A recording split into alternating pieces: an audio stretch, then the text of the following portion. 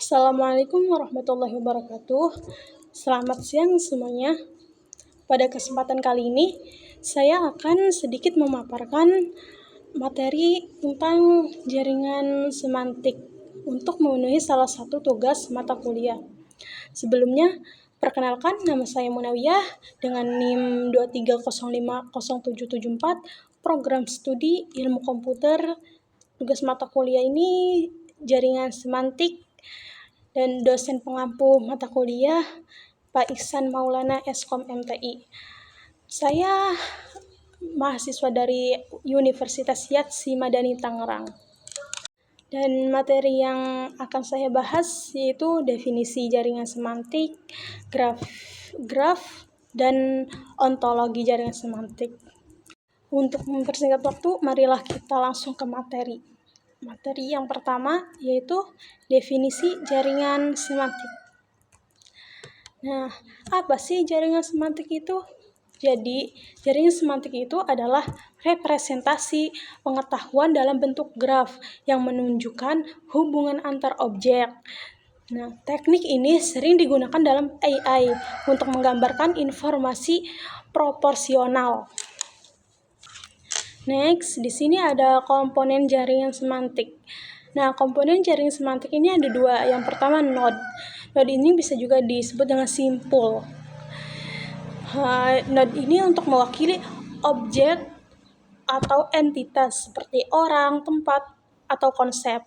Yang kedua ada edge atau sisi.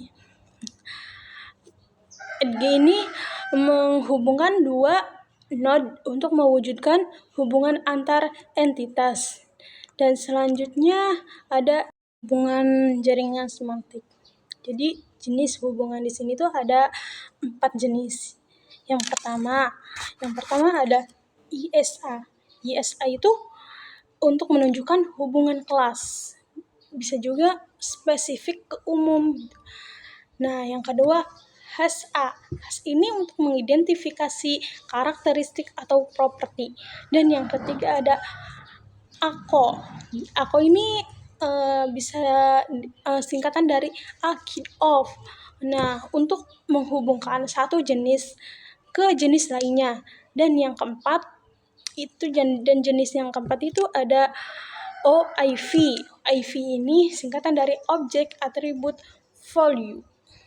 Nah, OIV ini untuk mengaitkan objek, atribut, dan nilai. Selanjutnya ada bingkai atau from. Bingkai atau from ini masih termasuk ke jaringan semantik. Jadi from di sini tuh yang dimaksud from di sini tuh adalah unit kompleks yang digunakan untuk menggambarkan situasi atau objek. Sering digunakan dalam sistem AI untuk menyusun pengetahuan berdasarkan kategori yang sudah dikenal. Nah, contoh from di sini tuh ada contoh from untuk mobil. Nah, ada slot pabrik. Apa sih maksudnya slot itu? Jadi slot itu komponen atau atribut yang mewakili aspek-aspek tertentu dari sebuah objek, situasi, atau konsep gitu. Dan di sini juga selain slot ada filer. Nah, filer di sini tuh seperti kayak Toyota Astra, lebih ke merek mobil gitu ya. Jadi yang dimaksud filer itu nilai atau spesifik yang mengisi slot dalam sebuah from. Dan jika slot merupakan kategori atau atribut dari sebuah objek atau konsep, maka filer ini adalah informasi konkret yang dimasukkan ke dalam slot tersebut. Next, di sini ada script. Script menggambarkan urutan stereotip dari kejadian dalam suatu konteks khusus, berbeda dari from untuk menggambarkan objek. Script mencangkup kondisi, prop, peran, dan adegan. Nah, contoh script ini contohnya skenario pergi ke restoran. Jadi ada setting restoran. dan juga event. Event di sini tuh seperti pelanggan masuk, pesan makanan, dan bayar tagihan. Mungkin seperti itu. Dan next juga di sini ada skema. Nah, skema itu bisa juga digunakan untuk mengorganisasi pengetahuan stereotype yang sudah dikenal dalam web semantik. Dalam web semantik, skema membantu mesin pencari untuk menampilkan cuplikan informasi yang lebih kaya, atau bisa juga dengan snippets. Nah, dari materi yang pertama ini yaitu definisi jaringan semantik. Kesimpulannya yaitu jaringan semantik ini menggunakan objek melalui node dan edge untuk merepresentasikan pengetahuan. Ini mencakup konsep OIV atau Object Attribute Value, dan juga from atau mengetahui stereotip, dan juga script urutan kejadian, dan skema atau data terstruktur. Nah, aplikasi utamanya adalah untuk membantu mesin memahami informasi lebih baik, seperti dalam mesin pencari dan pembelajaran berbantuan komputer. Masuk ke materi yang kedua yaitu graf. Nah, di sini ada graf. Graf itu adalah struktur data yang terdiri dari vertex. Vertex itu adalah titik yang mewakili entitas, dan juga ada edge.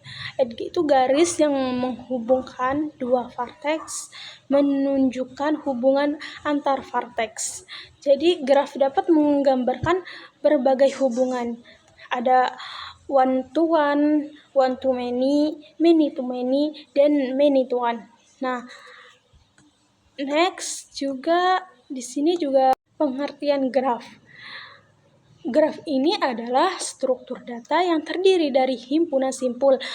Bisa juga disebut dengan nodes atau vertices, dan himpunan sisi, dan juga disebut edges yang menghubungkan pasangan simpul.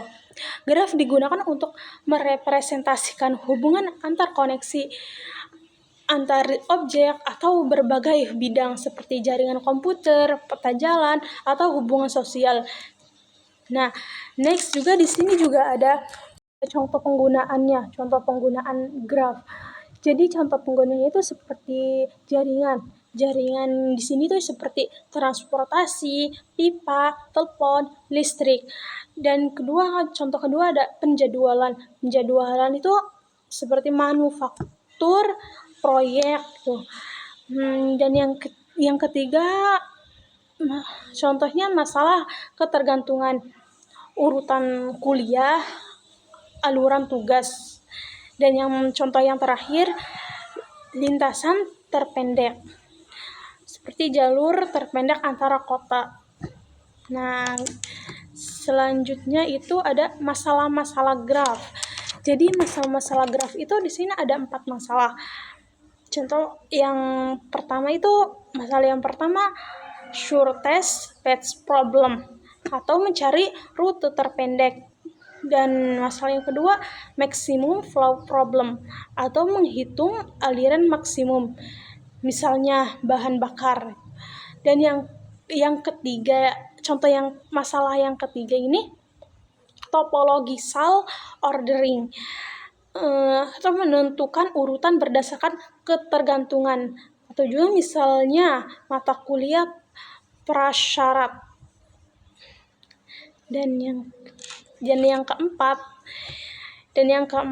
itu traveling salesperson problem, atau mencari lintasan optimal melalui semua titik. Next, di sini ada struktur data linear, tree, dan graph. Nah, yang pertama linear. Linear adalah hubungan sekuensial antara entitas data. Tree itu hubungan hierarkis, dan graph itu hubungan tak terbatas antara entitas dan data. Nah, next lagi di sini kategori graph. Kategori graph ini yang pertama undirected graph. Jadi itu yang dimaksudnya itu tidak ada arahan pada edge gitu. Dan yang kedua itu directed graph. Itu tuh arah edge ditentukan. Nah, yang terakhir itu weighted graph. Nah, yang terakhir itu edge diberi bobot atau nilai. Nah, dari materi yang kedua ini yaitu graf, ada kesimpulannya. Saya simpulkan graf adalah struktur data yang terdiri dari simpul atau vertex dan sisi atau edge, digunakan untuk memodelkan hubungan antara objek seperti jaringan sosial atau rute transportasi. Masalah yang sering dipecahkan dengan graf termasuk mencari rute terpendek atau shortest path dan mengatur urutan tugas, atau bisa juga disebut topologi sorting. Nah, graf bisa diimplementasikan dengan adjacency matrices atau adjacency list. Nah, sekarang kita masuk ke materi yang ketiga, yaitu ontologi jaringan semantik. Apa sih pengertian ontologi itu? Jadi, pengertian ontologi itu adalah cara untuk mengorganisasi dan mendeskripsikan pengetahuan dalam suatu bidang. Tujuannya untuk memudahkan pemahaman tentang hubungan antar konsep dalam domain pengetahuan. Nah, contohnya itu dalam bidang kesehatan, ontologi juga dapat menggambarkan hubungan antara penyakit, gejala, dan pengobatan. Nah, next, di sini juga ada manfaat ontologi. Nah, jadi ontologi itu bisa membantu mengorganisasi informasi secara lebih jelas dan juga ada menyusun hubungan antara konsep. Dan manfaatnya itu juga ada mempermudah pencarian informasi yang relevan. Selanjutnya ada komponen utama ontologi. Jadi komponennya itu ada 3 komponen. Yang pertama itu kelas untuk kategori utama yang mengelompokkan objek. Contohnya itu hewan, tumbuhan gitu. Dan yang kedua itu komponennya objek atau untuk elemen yang berada di dalam kelas. Nah, contohnya itu kucing dalam kelas hewan. Nah, yang ketiga, komponen yang ketiga itu relasi. Relasi itu hubungan antar kelas dan objek. Nah, contohnya itu kucing memakan ikan. Next, di sini juga cara membuat ontologi. Nah, caranya itu ada 3. Yang pertama, tentukan bidang pengetahuan. Sebelumnya kita tentukan dulu bidang pengetahuan kita gitu. Atau untuk pilih area yang ingin dideskripsikan. Contohnya kesehatan. Semisal bidang pengetahuan kita di kesehatan, ya kita harus dideskripsikan gitu. Dan juga ya kedua itu cara membuatnya ada identifikasi konsep penting. Itu menentukan elemen penting dalam bidang tersebut. Contohnya penyakit, gejala. Dan yang terakhir, cara membuat ontologi yang terakhir itu definisikan relasi antar konsep. Jadi membuat hubungan antar elemen gitu. Contohnya penyakit memiliki gejala. Selanjutnya itu ada penggunaan ontologi. Nah, penggunaan ontologi itu bisa digunakan dalam berbagai aplikasi untuk meningkatkan keakuratan informasi dan pengalaman konsep. Contoh penggunaannya seperti mesin pencari untuk memperoleh hasil mencari yang lebih akurat. Contoh lainnya sistem kesehatan untuk menghubungkan gejala, penyakit, dan pengobatan. Nah, jadi kesimpulan materi yang ketiga ini itu ontologi itu kesimpulannya Ontologi adalah metode dalam organisasi pengetahuan dalam satu bidang, terdiri dari kelas, objek, dan relasi. Ini memudahkan pemahaman hubungan antar konsep dan pencarian informasi. Penggunaannya meliputi mesin pencari dan sistem kesehatan untuk menghubungkan gejala dan penyakit. Mungkin itu saja pemaparan materi yang dapat saya sampaikan, kurang lebihnya mohon maaf atau ada salah-salah kata dan juga pemaparan yang kurang detail, juga kata-kata yang kurang bisa dipahami. Saya undur diri. Wassalamualaikum warahmatullahi wabarakatuh. Terima kasih.